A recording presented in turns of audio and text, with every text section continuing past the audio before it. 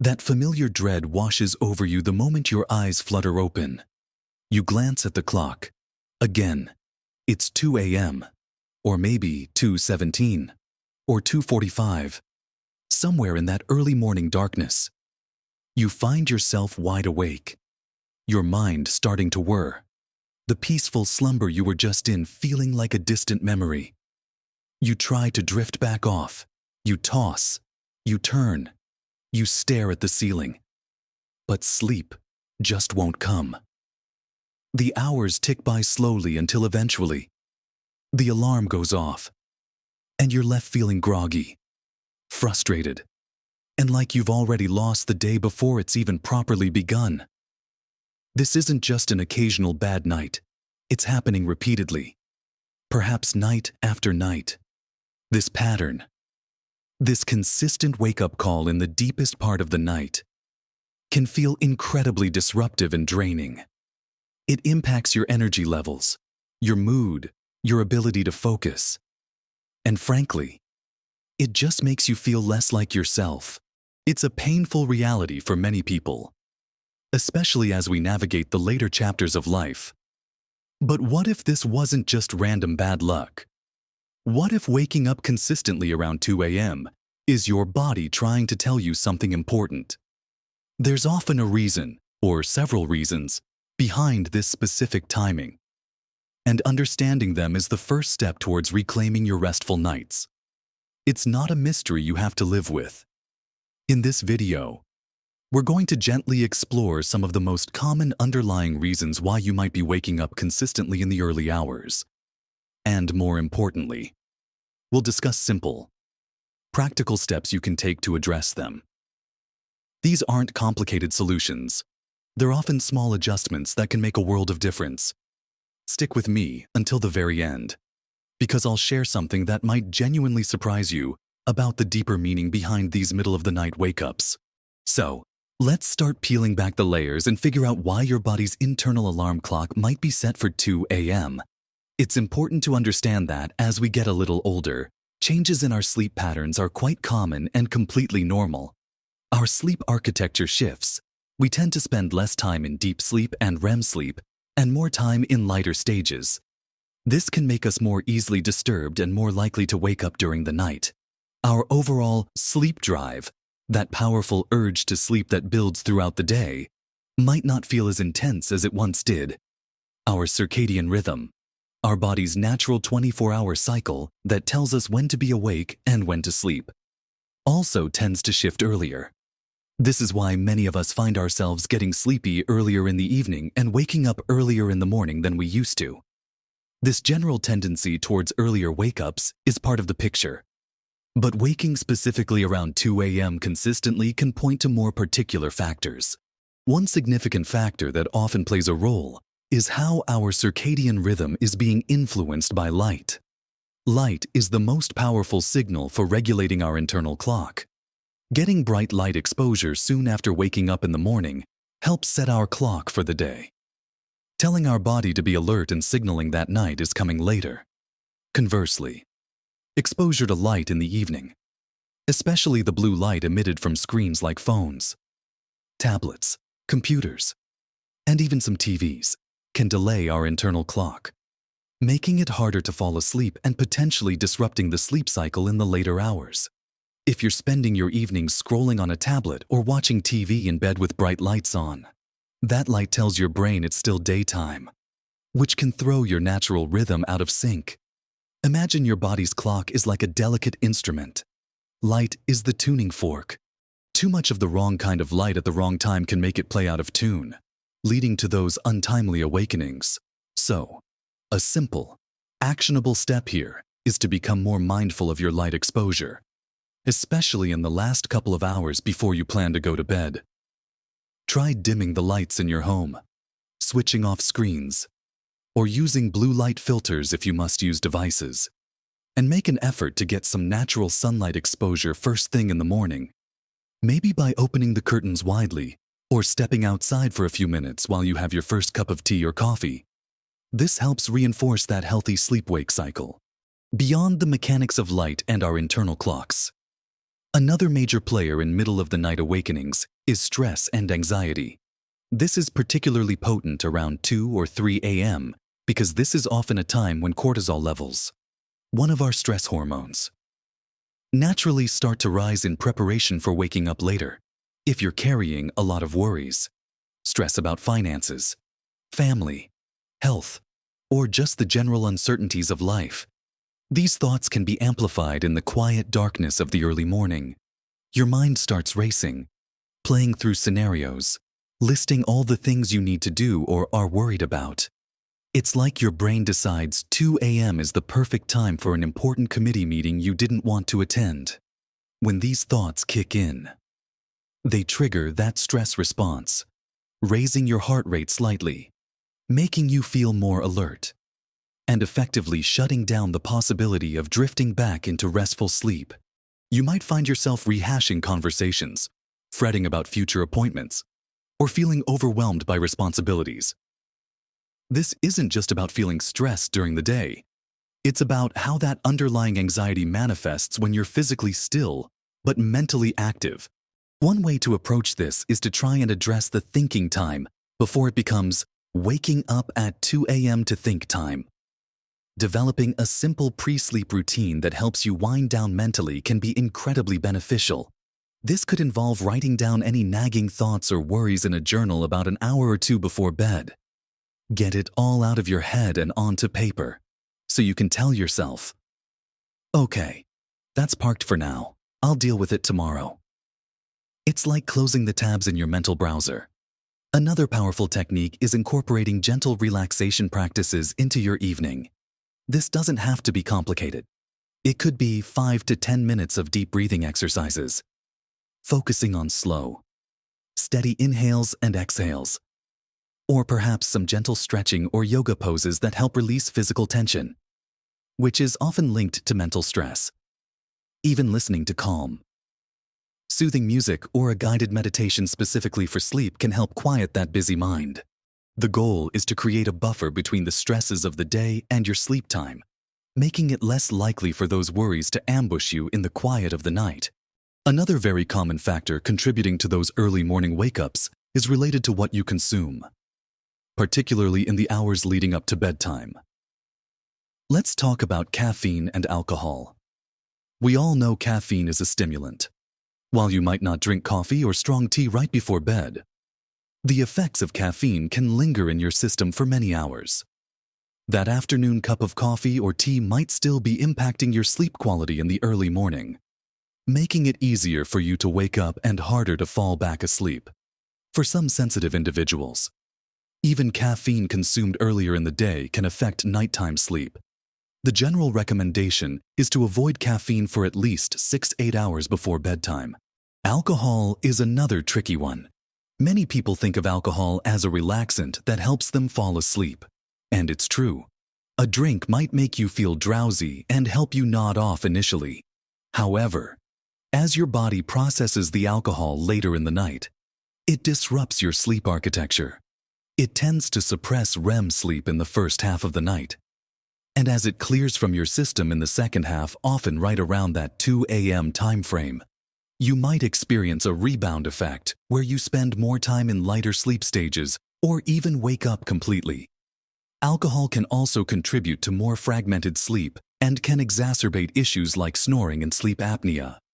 So, while a glass of wine with dinner might be fine for some, having alcohol closer to bedtime, or consuming larger amounts, is a very frequent culprit for those 2 a.m. awakenings.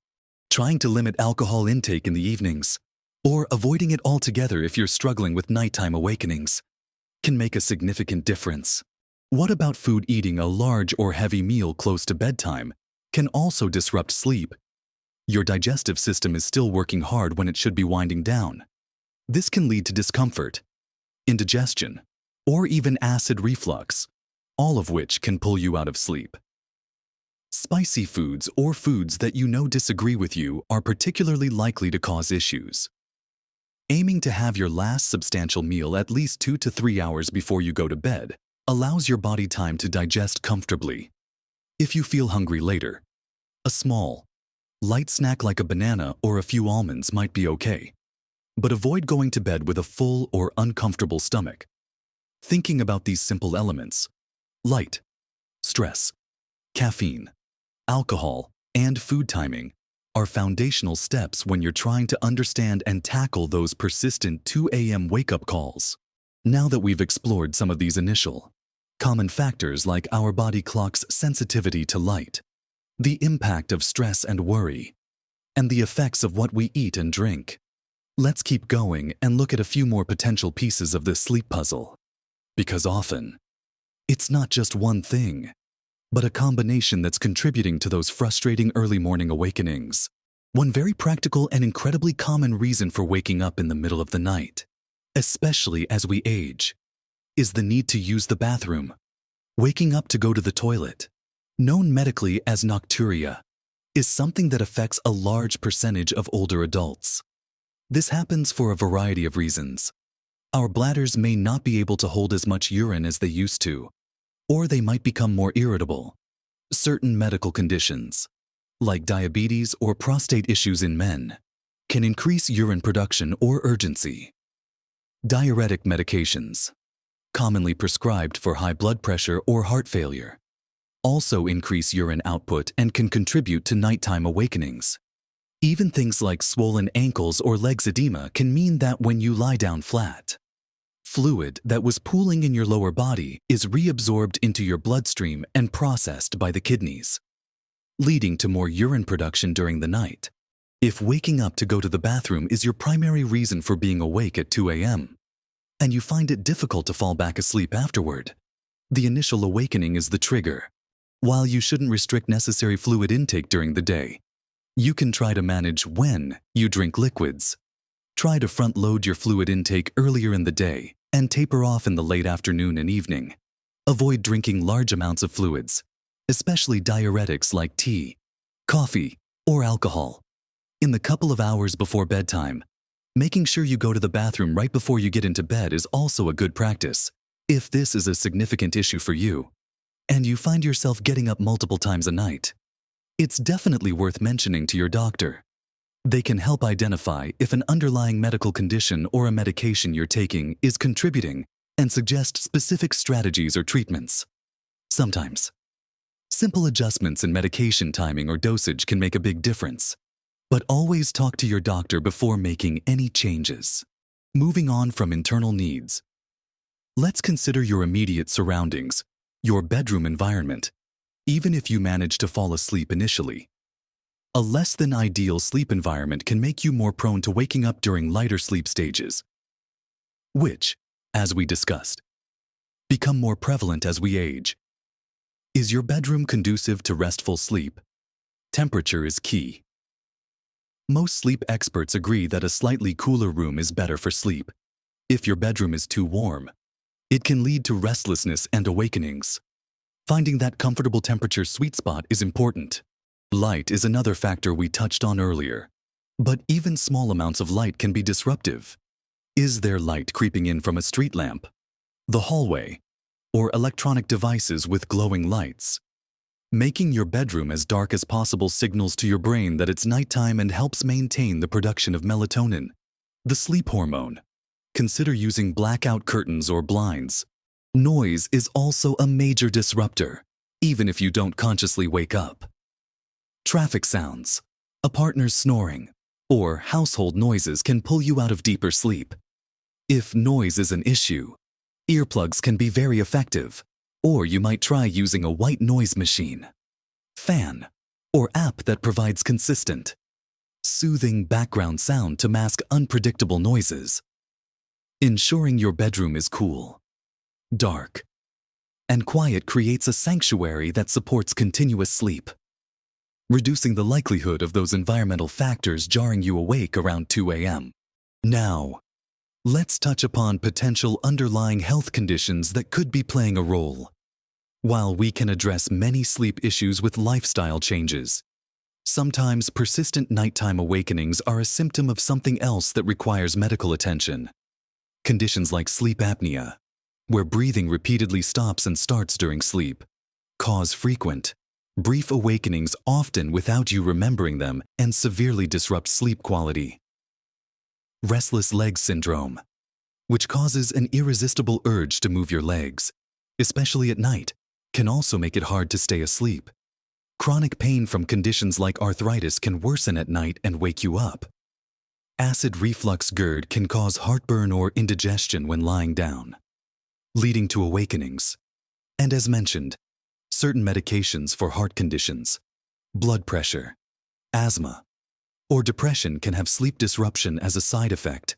If you've tried making lifestyle adjustments and are still consistently waking up at 2 a.m., or if you have other symptoms like loud snoring, daytime sleepiness, or unusual sensations in your legs, it is really important to talk to your doctor. They can help diagnose any underlying medical issues and recommend appropriate treatment or adjustments to your medications. Don't just suffer through it. There might be a treatable medical reason for your disturbed sleep. Finally, let's consider your activity levels during the day. While we sometimes think we need to rest more as we get older, being too sedentary can actually hinder good sleep. Our bodies and minds benefit from being active during the day. Gentle exercise, like walking, swimming, or gardening, can help reduce stress and improve sleep quality. It helps build up that healthy sleep drive. Engaging in mentally stimulating activities during the day also contributes to feeling healthily tired in the evening. If you spend most of your day sitting or are not engaging your mind, you might find it harder to achieve that state of tiredness that allows for sustained sleep. The key is consistency and finding activities you enjoy that are appropriate for your fitness level. Avoid vigorous exercise too close to bedtime, as that can be stimulating. But gentle activity earlier in the day or in the late afternoon can make a positive difference to your nighttime sleep.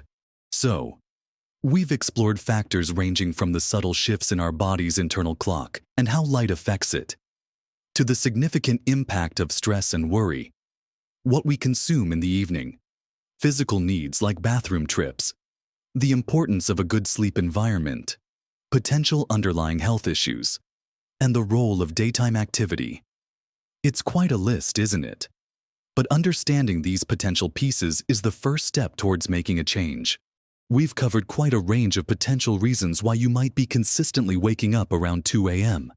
From the natural changes in our sleep patterns as we age, and the powerful influence of light on our internal clocks, to the sneaky ways stress and anxiety can manifest in the quiet of the night, the impact of what and when we eat and drink, practical issues like needing the bathroom, creating the right sleep environment, the possibility of underlying health conditions, and the importance of staying active during the day. As you can see, it's rarely one simple cause. More often, it's a combination of several factors working together. Perhaps your circadian rhythm is already nudging you towards earlier wake-ups because you're getting less morning light, and then that late evening snack or a worry that pops into your head is just enough to fully rouse you from a lighter stage of sleep. Or maybe stress makes it hard to fall into deep sleep initially, and a full bladder around 2 a.m. seals the deal, leaving you wide awake. It's like a domino effect, where several small things line up to disrupt your sleep at that particular time. The good news, though, is that even though it might feel complex, understanding these different possibilities gives you a roadmap. It means you have areas you can gently explore and experiment with. You don't have to feel powerless against these frustrating wake-ups. You have the ability to make changes that can improve your sleep quality and help you sleep more continuously through the night. The key is not to try and fix everything at once, which can feel overwhelming and just add more stress, which we know is bad for sleep. Instead, pick 1 or 2 areas that resonated most strongly with you today. Maybe you realized you're spending a lot of time on your tablet right before bed. Or perhaps you recognized how much you let worries swirl when you wake up. Start there. Make one small, manageable change and stick with it consistently for a week or 2 before you evaluate or try something else. Progress with sleep is often gradual, and that's perfectly okay. Be patient and be kind to yourself through the process. There will be nights when you still wake up, and that's normal. The goal is to reduce the frequency and duration of those awakenings over time, so they stop being a source of significant distress. Remember, improving your sleep is not a luxury. It is absolutely fundamental to your overall health and well-being, especially as you get older. Getting enough restful sleep helps your body repair itself, supports your immune system, keeps your mind sharp, improves your mood, gives you energy to enjoy your days, and helps you maintain your independence and quality of life. It truly impacts everything. So, investing time and effort into understanding and addressing your sleep is one of the best gifts you can give yourself. And now, for that something that might surprise you, something that goes beyond the practical, scientific explanations we've discussed. While modern sleep science focuses on circadian rhythms, hormones, environmental factors, and health conditions, some ancient traditions and belief systems offer a different perspective on waking at specific times during the night. In traditional Chinese medicine, for example, the body's energy qi is thought to move through different organ meridians in a 24-hour cycle. The time between 1 a.m. and 3 a.m. is often associated with the liver and gallbladder meridians. From this perspective, waking consistently during these hours could potentially be seen as a signal related to the liver, perhaps an imbalance, or, metaphorically, related to processing emotions like anger or frustration, or the body's detoxification processes. Now, this isn't something that's typically discussed in a doctor's office, and it doesn't replace the need to address the physiological and environmental factors we've talked about. But I wanted to share this alternative viewpoint because it offers another layer of understanding, another way to think about what your body might be communicating. It suggests that perhaps waking at 2 a.m. isn't just a mechanical glitch in your sleep cycle, but potentially a deeper signal related to your body's internal work or even your emotional state. It can be seen not just as an annoyance, but as a moment your body or perhaps even your deeper self is asking for attention. It's a quiet time when you're not distracted, a potential window for introspection. So, while you're working on dimming the lights and managing your stress, maybe also consider gently checking in with yourself during those early morning moments. What thoughts or feelings are present? Is there an underlying emotion you need to acknowledge? This perspective invites a more holistic view, seeing these wake-ups not just as a problem to be fixed mechanically, but potentially as a cue to look a little deeper within yourself. It's not scientific proof, but a fascinating, age-old idea that adds another dimension to the conversation about early morning awakenings. It reminds us that sometimes listening to our bodies involves more than just addressing the physical. It can also involve paying attention to our emotional and mental landscape. So, take the practical steps we've discussed, but perhaps also hold a little space for this other perspective. Your body is complex and wise, and sometimes its signals come in unexpected ways. Have you experienced waking up consistently around 2 a.m.? What have you tried? And what, if anything, has helped you? Sharing your own journey and your insights in the comments below can be incredibly valuable for others watching this video who might be going through the same thing. We can learn so much from each other's experiences. If you found the information in this video helpful, or if it gave you a new perspective, please give it a thumbs up. That really helps the channel. And if you want more practical tips, gentle guidance, and encouraging messages on how to navigate the years ahead with vitality and joy, make sure you subscribe to the channel and hit that little notification bell so you don't miss any future videos. Remember, getting better sleep is a journey, and it's one worth taking. Small changes really can lead to big improvements in how you feel day to day. Keep exploring what works best for you. Keep being patient with yourself, and keep focusing on taking wonderful care of your mind, body, and spirit. You deserve restful nights and energetic days. Live your best life at every age.